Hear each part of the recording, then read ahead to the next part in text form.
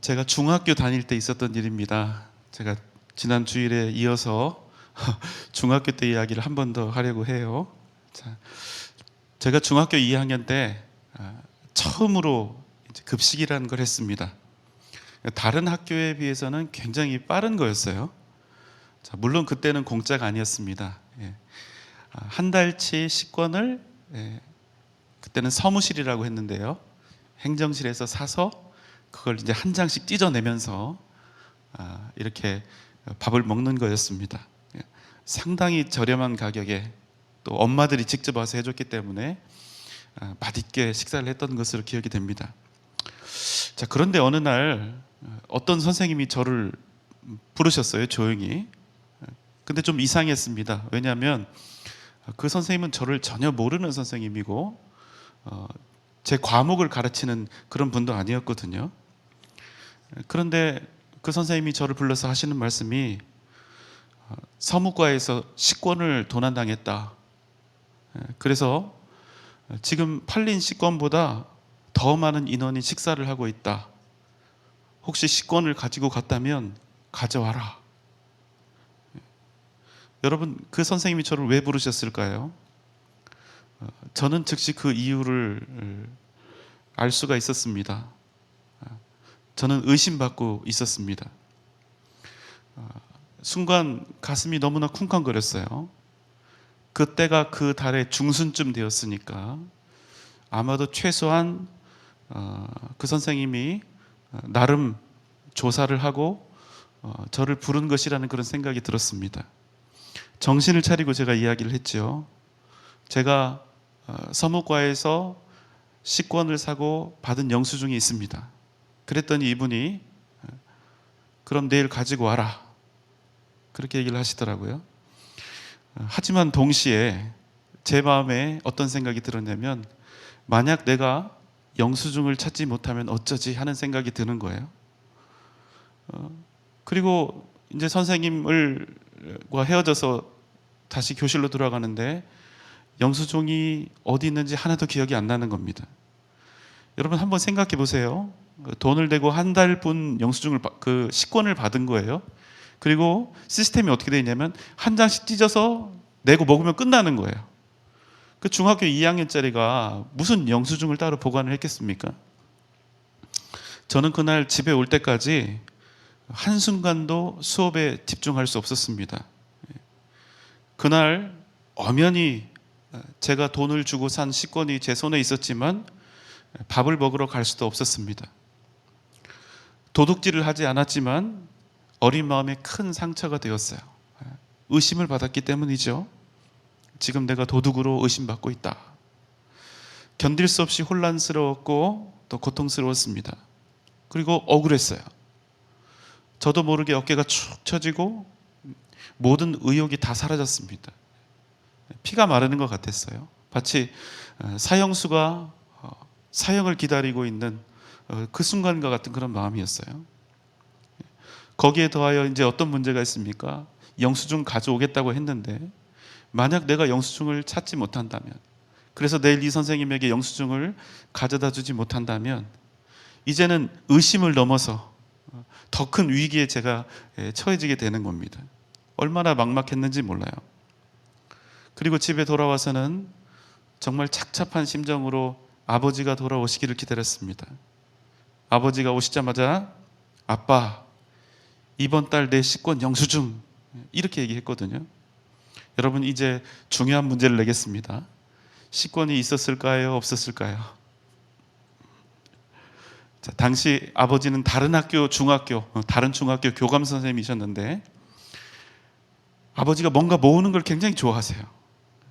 또 모으는 걸 잘하시는 분이었습니다. 차마 아버지에게는 아들이 도둑으로 몰렸다는 얘기는 하지 못했습니다. 그리고 조마조마한 마음으로 기다리고 있는데 아버지가 큰 집게에 물려놓으신 작은 종이 쪽들을 뒤적뒤적 하시더니 이렇게 얘기하시는 거예요. 여기 있다. 저는 그 다음날 그 식권을 가지고 그 선생님을 만나러 갔습니다. 저는 결국 의심을 벗었습니다. 하지만 도둑으로 의심받았던 그 일은 상당히 오랜 시간 동안 저를 힘들게 했습니다. 수치스럽고 부끄러웠습니다. 혹 여러분에게 이와 비슷한 경험이 있으신지 모르겠어요. 누군가로부터 의심받았을 때 여러분의 마음은 어떠셨는지요? 오늘 우리가 함께 나눌 말씀은 의심에 관한 법입니다. 민수기 5장 14절 15절입니다. 그 남편이 의심이 생겨 그 아내를 의심하였는데 그의 아내가 더럽혀졌거나 또는 그 남편이 의심이 생겨 그 아내를 의심하였거나 그 아내가 더럽혀지지 아니하였든지 그의 아내를 데리고 제사장에게로 가서 그를 위하여 보리가루 10분의 1 에바를 헌물로 드리되 그의 기름도 붓지 말고 요향도 두지 말라. 이는 의심의 소재요 죄악을 기억나게 하는 기억의 소재라. 네, 오늘 의심에 관한 법인데요. 특별히 남편이 아내를 의심할 때의 법입니다. 자, 남편이 아내를 의심할 때 어떻게 해야 하는지에 대해서 말씀하고 있죠. 어떻게 하라고 합니까? 아내의 외도가 의심될 때 남편은 아내를 끌고 아내를 데리고 제사장 앞으로 갑니다. 그리고 보리가루 10분의 1 에바를 헌물로 드리는데 이게 뭐냐? 의심의 소재, 죄악을 기억나게 하는 소재입니다.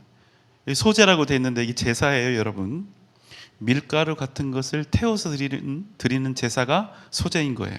자, 여러분 여기까지 분위기를 한번 상상해 보시죠. 남편이 가만히 보니까 아내가 의심스러워요.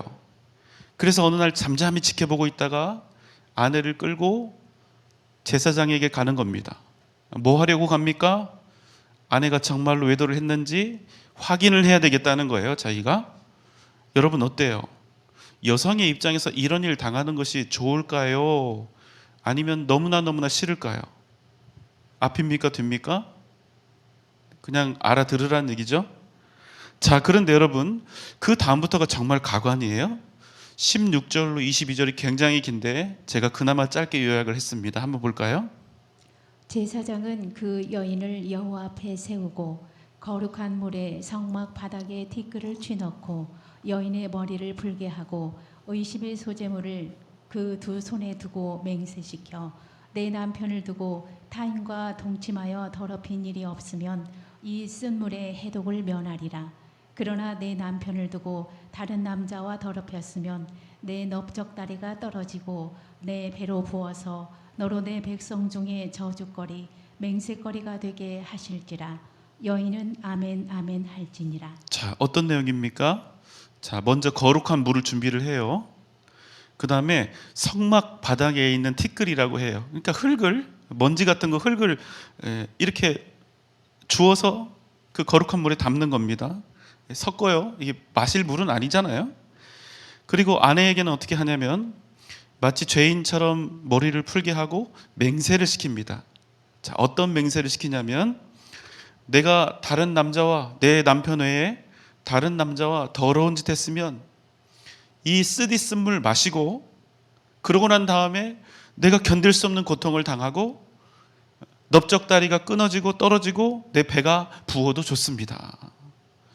여기 넓적다리가 떨어지고 배가 붓는다는 건 무슨 뜻이냐면요, 여성의 어떤 생식 아이를 낳을 수 있는 그런 기관들 있잖아요. 내 몸이 해를 입어서 고통을 당하고 해를 입어서 내가 영원히 아이를 못 낳는 여자가 되어도 좋습니다. 이걸 고백하라는 거예요. 그리고 아멘 아멘 하라는 겁니다. 그러니까 여자로 하여금 스스로 자기를 저주하게 하는 그런 맹세를 하라는 것이죠. 여러분 어떻습니까? 아무리 성경 말씀이라도 우리 자매님들 그래도 여기 이 자리에 많으신데 괜찮습니까? 솔직히 남자인 저도 적응이 잘 안 되더라고요. 자, 여러분 왜 이런 해가 될 약을 여자만 먹습니까? 최소한 그 상대도 데려가서 남자도 데려가서 같이 먹여야 되는 거 아니에요? 그래야 여러분 공평한 거 아닙니까? 여러분 어떻습니까? 아마 여러분 이 말씀을 들으면서 이런 생각 드셨을지 몰라요. 뭐 이런 개떡 같은 율법이 다 있나? 그런 생각 드시는 거 당연합니다. 그런데 여러분 우리가 먼저 이 시대 이런 하나님의 말씀이 율법으로 정해지고 또 선포되었던 그 당시에 사회적인 배경을 우리가 좀 살펴볼 필요가 있습니다. 자, 여러분, 당시 세상은 어떤 세상입니까? 아주 남성 중심적인 가부장적인 그런 세상입니다. 그래서 여러분, 백성들의 수를 셀 때 여성을 셉니까 안 셉니까? 안 세는 거예요. 아예 수에 넣지 않습니다. 오직 남자만 셉니다. 그런데 남자도 다 세는 게 아니에요. 20살 이상만 세는 겁니다. 왜요? 당시 사회에서 20세 이상의 남성이 아주 중요한 역할을 하고 있었거든요. 어떤 역할입니까? 우리 여성분들, 우리 여자분들 섭섭해도 어쩔 수가 없습니다. 이건요, 이스라엘 문제가 아니라 당시 모든 사회가 그랬기 때문이에요. 어느 나라든 어느 민족이든 고대 사회는 예외가 없습니다. 남성 중심의 사회가 될 수밖에 없는 거예요. 왜요? 바로 그 사람들이 전쟁 나면 자기 목숨 걸고 전쟁터에 나가는 사람들이기 때문입니다. 그래서 목숨 걸고 자기의 민족과 나라를 지키기 위해서 전쟁을 치러야 하는 그 성인 남자가 대우를 받는 것입니다. 그래서 여러분, 당시에 수를 세는 이유는 오직 한 가지예요. 싸움에 나갈 군사가 몇 명이나 되는가, 바로 이런 의미입니다. 우리가 이 부분을 인정하면 그 다음은 의외로 자연스럽게 문제가 풀립니다.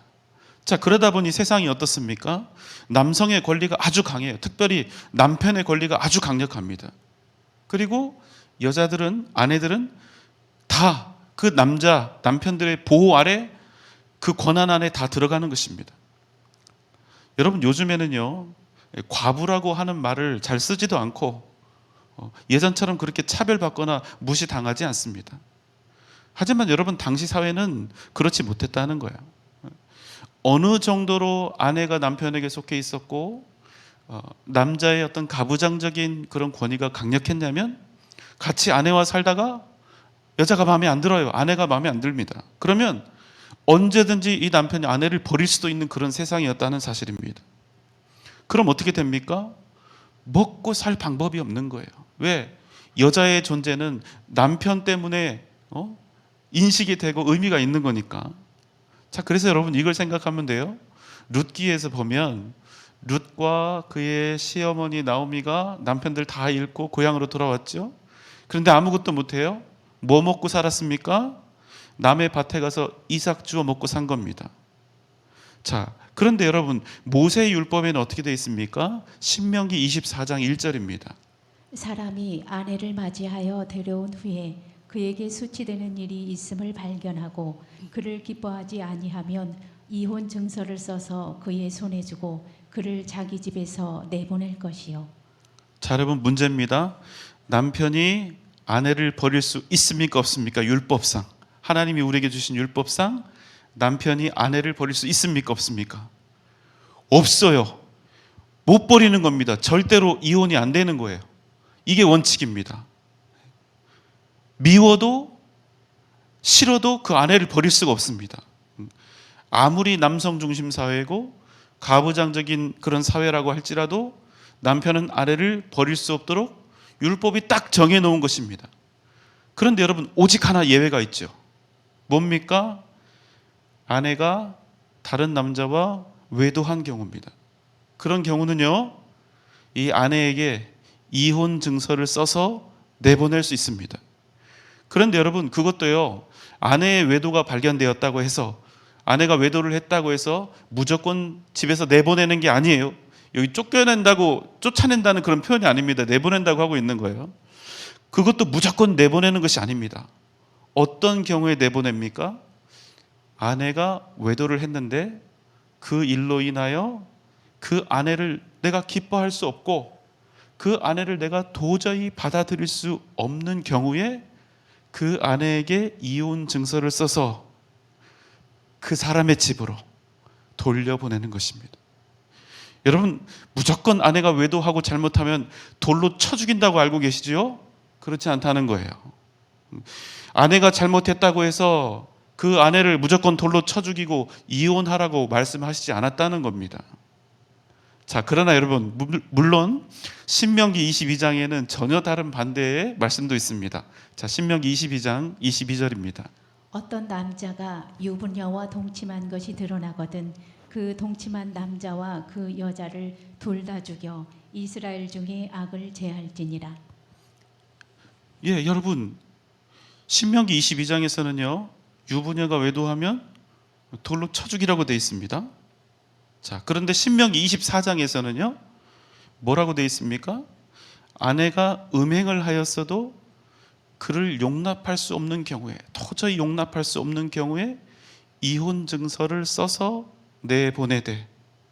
내보내서 돌로 쳐서 죽이라고 하지 않고 그녀를 그의 집으로 보내라 하셨다는 사실입니다. 여러분, 앞뒤가 안 맞는 것 같지 않아요? 예, 안 맞는 것처럼 보이실 거예요. 자, 성경의 해석이 그래서 필요한 겁니다. 그럼 여러분, 이런 경우에는 어떤 한 부분을 그저 문자적으로 기계적으로 보고 그것만이 문자적으로 기록된 것만 사실이다 하고 판단을 해버리면 두 개가 다 안 맞는 거예요. 그래서 이런 경우에는 성경 전체를 우리가 통합해서 총체적으로 이해해야 된다는 사실입니다. 자, 제가 그래서 여러 가지 이야기를 좀 더 해드릴 거예요. 요한복음에 보면 예수님 앞에 음행한 여인이 끌려오죠. 그런데 여러분, 그 여자를 돌로 쳐 죽이겠다고 모인 사람들, 예수님 앞에서 그 여자를 죽이고야 말겠다고 이성을 잃고 분노하고 있던 사람들은 실상 어떤 사람들이었냐는 거예요. 여러분, 의로운 사람들이었습니까? 아니죠. 예수님 시험하려고 그 여자 끌고 온 겁니다. 한 사람도 의로운 사람이 없는 거예요. 그 여자를 돌로 쳐 죽였다는 사람들 중에. 그래서 그들이요, 주님이 뭐라고 말씀을 하셨는데 그 한마디 말씀에 전부 두 손 들고 다 도망갑니다. 자, 요한복음 8장 6절 하반절부터 9절의 말씀입니다. 예수께서 몸을 굽히사 손가락으로 땅에 쓰시니 그들이 묻기를 맞이 아니하는지라. 이에 일어나 이르시되 너희 중에 죄 없는 자가 먼저 돌로 치라 하시고 다시 몸을 굽혀 손가락으로 땅에 쓰시니 그들이 이 말씀을 듣고 양심의 가책을 느껴 어른으로 시작하여 젊은이까지 하나씩 나가고 오직 예수와 그 가운데 섰는 여자만 남았더라. 자, 주님이 뭐라고 하셨습니까? 만약 죄 없는 자가 있다면 너희들 중에 죄 없는 자가 먼저 돌로 치라 이러신 거예요. 그러니까 그 한마디에 그 말씀에 가책을 느꼈던 사람들이 결국에는 다 도망가고 결국에는 이 주님과 여인만 남게 된 것입니다. 또 있죠, 여러분. 호세아 선지자는 어떻습니까? 하나님께서는 일부러 음란한 여인 고멜을 아내로 얻으라 명령하셨죠. 이 여자도 원래는 존재할 수가 없는 거 아닙니까? 율법을 그대로 적용했으면 이미 죽었어야 하는 여자입니다. 여러분, 한번 생각해 보세요. 성경에서 아내가 성적으로 저지른 그 외도 때문에 돌에 맞아 죽은 경우가 성경에 있습니까? 없습니까? 없습니다. 무슨 말씀입니까? 분명히 율법의 말씀은 있어요. 돌로 쳐 죽이라는 얘기가. 그러나 실제로 자기 아내를 돌로 쳐 죽인 남편의 사례는 전혀 소개되고 있지 않다는 것입니다. 왜요? 그 이유를 좀 생각해 봅시다. 자, 다시 돌아옵니다. 자, 구약에서 남편이 아내를 버릴 수 있는 유일한 방법은 무엇입니까? 이 여자가 다른 남자와 음행을 저질렀습니다. 바로 이렇게 주장하는 것입니다. 그런데 여러분, 여자의 입장에서 남편이 이렇게 이야기를 해버리면 자신이 무죄한 것을 증명할 방법이 있을까요? 없을까요? 저는 없을 것 같아요. 나는 그 남자와 그 어떤 더러운 일도 하지 않았습니다. 이렇게 아무리 외쳐도 남편이 아내를 의심하고 아내의 말을 안 믿기로 작정해버리면 여러분, 이미 끝난 것 아닙니까? 자, 그러면 남편은 아내를 끌고 제사장 앞으로 가는 겁니다. 자, 그런데 여러분, 여기서부터가 중요합니다. 남편이요, 자기 아내를 의심해서 제사장 앞으로 끌고 갈 때 그 남편의 목적은 무엇입니까? 아내를 구하러 가는 겁니까? 아니면 아내를 의심해서 아내를 기뻐하지 않아서 버리러 가는 것입니까? 여러분, 앞입니까? 뒤입니까? 뒤입니다. 아내를 의심해서 버리러 가는 겁니다. 여러분, 이 부분이 중요합니다. 이미 자기 아내를 제사장에게 의심해서 끌고 가는 남편은 아내의 인생이 앞으로 어떻게 되든 관심이 없는 사람입니다. 왜요? 이미 아내를 기뻐하지 않기 때문입니다. 그래서 지금 아내를 합법적으로 버리기 위해서 아내를 수치스럽게라도 만들어서 버리려고 지금 제사장 앞에 가는 것입니다. 자, 지금부터 더 잘 들어보세요. 그럼 정반대로 마치 음란한 고멜을 그럼에도 불구하고 사랑했던 호세아 선지자처럼 여전히 아내를 아프도록 사랑하고 있는 남편이라면 어떻게 했을까요? 아내를 제사장 앞에 데려가서 수치스럽게 해서 내 집에서 내쫓을까요? 또 그 결과 자기 아내가 사람들로부터 비난받고 손가락질 당하고 온갖 수치를 당하고 돌에 맞아 죽는 것을, 이 아내를 정말로 사랑하는 남편이 있다면, 그럼에도 불구하고 사랑하는 남편이 있다면 그 아내가 그렇게 돌에 맞아 죽는 것을, 수치스럽게 되는 것을 보고 싶을까요? 아니요, 여러분. 절대로 그렇지 않다는 겁니다. 여러분, 사랑은 그런 게 아니지 않습니까? 여러분, 마리아의 남편 요셉을 생각하면 답이 딱 나오죠. 자신과 정혼한 처녀인 마리아가 임신했다는 사실을 알고 요셉이 어떻게 했습니까? 그녀의 목을 잡고 제사장 앞에 가서 이혼 서류를 작성하려 했나요? 아니요, 그렇지 않았다는 겁니다. 그럼 어떻게 했습니까? 마태복음 1장 19절 20절입니다. 그의 남편 요셉은 의로운 사람이라 그를 드러내지 아니하고 가만히 끊고자 하여 이 일을 생각할 때에 주의 사자가 현몽하여 이르되 다윗의 자손 요셉아, 내 아내 마리아 데려오기를 무서워하지 말라. 그에게 잉태된 자는 성령으로 된 것이라. 여러분, 이 말씀을 통해서 뭘 알 수 있죠? 요셉이 마리아를 진정 뭐 했다? 사랑했다는 걸 알 수 있는 거예요. 그래서 그녀를 수치스럽게 하고 싶지 않았어요. 그녀를 다치게 하고 싶지 않았어요. 그래서 그는 아주 조용히 그 관계를 정리하려 했던 것입니다. 자, 그럼 여러분, 오늘 우리가 만나는 의심의 법을 하나님께서 이스라엘 남자들에게 주신 가장 중요한 뜻은 어디에 있겠습니까? 여성을, 아내를 수치스럽게 하고 돌로 쳐 죽이고 내쫓기 위해서 여성에게 불리하게 하려는 그런 목적이었을까요? 아니요, 그렇지 않습니다. 잘 생각해 보세요. 이 의심의 법은요, 그럼에도 불구하고 아내를 너무나 애타게 사랑하는 그 남편에게는 필요가 없는 법입니다.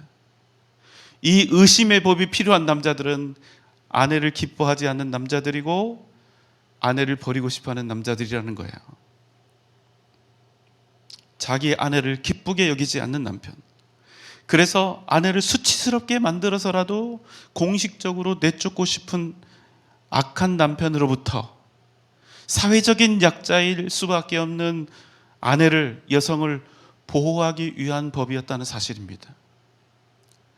음행을 하지 않은 정숙한 아내의 정결함을 하나님의 종 제사장 앞에서 증명하게 하시고, 다시는 그 남편이 그의 아내를, 자기의 아내를 함부로 버리지 못하도록, 그래서 이 여인을 끝까지 책임지도록 하기 위한 법이 바로 오늘의 의심의 법인 것입니다. 하나님께서는 이 법을 통해서 정결하나 남편에게 사랑을 못 받는 여인이 있을 수 있죠. 그 의심받고 있는 여인을 지키시고 그 억울함을 풀어주시려 하셨다는 사실입니다. 여러분, 이해가 되십니까? 사랑하는 여러분, 우리는 가끔 억울한 일을 당하곤 하지요. 이유 없이 의심을 받고 또 비난받고 공격을 당하기도 합니다. 그러나 우리가 힘을 낼 이유가 있습니다. 여러분, 낙담하거나 절망하지 마십시오. 진실은 여전히 살아있다는 거예요. 살아계신 하나님께서 그 진실을 알고 계신다는 사실입니다. 사람들은 몰라줄 수 있어요. 그리고 너무나 답답하게 나의 무죄함을 증명할 방법이 없어요. 그럴 때가 있습니다. 그래도 여러분 힘을 내시고 답답해하지 마십시오. 그럼에도 불구하고 우리에게 누가 계십니까? 그 모든 불합리와 억울함, 우리의 모든 상황과 형편, 그 모든 것들을 나보다도 더 잘 알고 계시는 하나님이 우리에게 계신다는 사실입니다. 때가 이르면 우리 주님께서 우리를 위해 반드시 일어나신다는 사실입니다. 그날에 주님께서 우리의 원한을 풀어주시고 우리를 새롭게 하실 줄 믿습니다. 오늘 이 밤 여러분의 답답함이 풀려지고 억울함이 풀려지기를 기도하십시오. 그러나 우리 그것보다 더 큰 기도를 합시다. 어떤 기도요? 우리의 복된 인생이, 예수 그리스도의 그 십자가의 은혜로 살리신 우리의 복된 인생이 답답함과 억울함에 매여 사는 그런 불쌍한 인생이 아니라 오직 살아계신 주님, 우리의 모든 형편을 아시고 우리를 신원하실 주님을 바라고 구하며 살게 하여 주시옵소서. 그래서 모든 악함과 모든 결박, 모든 고통과 슬픔을 이기며 믿음으로 굳건히 서는 우리 사랑하는 모든 성도님 되시기를 주님의 이름으로 소망합니다. 오직 믿음으로 승리하는 복된 이 밤 되시기를 주님의 이름으로 축원합니다.